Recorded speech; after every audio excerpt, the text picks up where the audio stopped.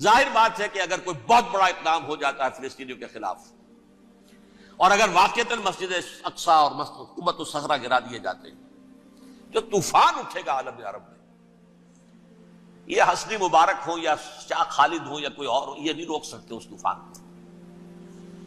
نوجوان خون اٹھے گا، غیرت اور جو بھی حمیت ہے۔ مسلمان ان پڑھ سے ان پڑھ اور بالکل بے دین، وہ بھی مسجد کی حرمت پر کٹ مرنے کو تیار ہو جاتا ہے۔ مسجد تو بنا دی شب بھر میں ایمان کی حرارت والوں نے، من اپنا پرانا پاپی ہے، برسوں میں نماز ہی بننا سکا۔ وہ چاہے کانپور کی مسجد سے مسلمانوں نے جانے دی ہے، چاہے وہ شہید گنج کی مسجد تھی مسلمانوں نے جانے دی ہے، چاہے نماز نہ پڑھتے ہو، لیکن یہ جو حرمت اور یہ جو حمیت اور یہ غیرت ہے، اس سے جو طوفان اٹھے گا یہ ہوگا اس ملحمۃ العظما، اس کی طرف پیش رفت ہو رہی۔ کتاب الملاحم سے احادیث کے حوالے سے یہ جن جنگوں کا حوالہ دیا حضور نے، پیشن گوئی کی ہے، اس کا نقطہ آغاز تھا خلیج کی جنگ۔ صدام حسین نے اسے کہا تھا یہ مدر آف وارز ہے، ام المحارب، یہ ایک جنگ نہیں ہے۔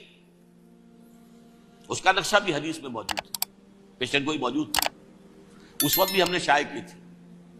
لیکن اس میں جو جنگ اب ہونے والی وہ الملحمۃ العظما، ملحمہ کسے کہتے ہیں؟ لحم گوشت کو کہتے ہیں، اور قصائی کی دکان کو عربی میں ملحم کہتے ہیں، جہاں گوشت کے ٹکڑے کیے جاتے ہیں۔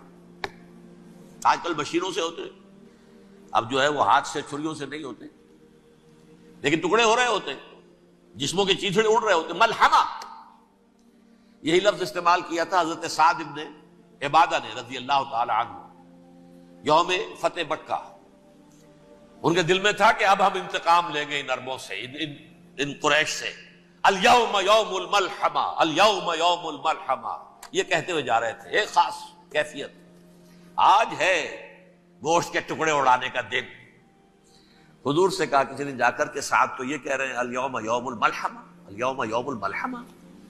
حضور نے فرمایا نہیں، ان سے کہو جا کر الیوم یوم المرحمہ، الیوم یوم المرحمہ، آج رحمت کا دن ہے، آج تو میں ان سب کو معاف کروں گا۔ لا تثریب علیکم اليوم، میں تم سے وہی بات کہہ رہا ہوں جو میرے بھائی یوسف نے کہی تھی اپنے بھائیوں سے، اذهبوا فانتم الطلقاء، جاؤ تم سب کے سب آزاد۔ وہ ملحمہ ہے جس کو کہ حضور نے حضرت معاذ بن جبل رضی اللہ تعالیٰ عنہ سے روایت ہے، اس میں سے جو ابو داؤد میں روایت آئی ہے اس میں الملحمۃ العظما، عظما مؤنث ہے اعظم کا۔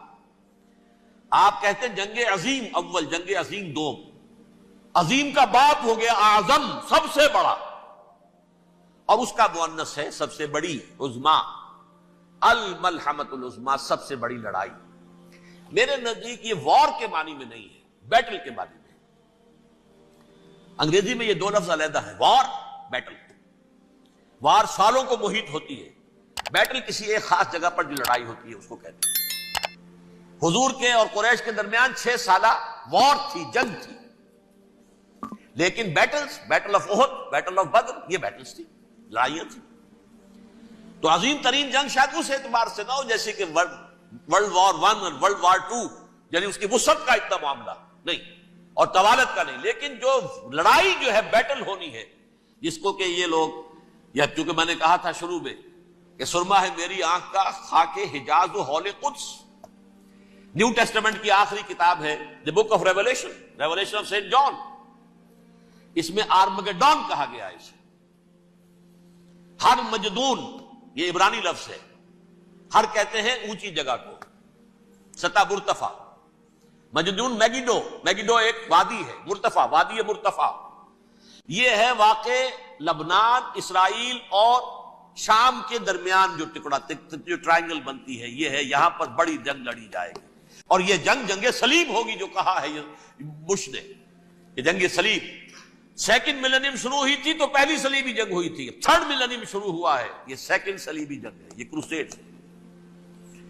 اور میں اس مرتبہ امریکہ گیا تھا تو پہلی مرتبہ مجھے وہاں ایک رسالہ ملا ٹرمپٹ نام کا، یہ امریکہ کے جو بہت ایکسٹریمسٹ قسم کے پروٹیسٹنٹس ہیں، یہ ان کا رسالہ ہے، اور ان کے بارے میں اب کہا جا رہا ہے وہ کرسچین زائنسٹ ہیں۔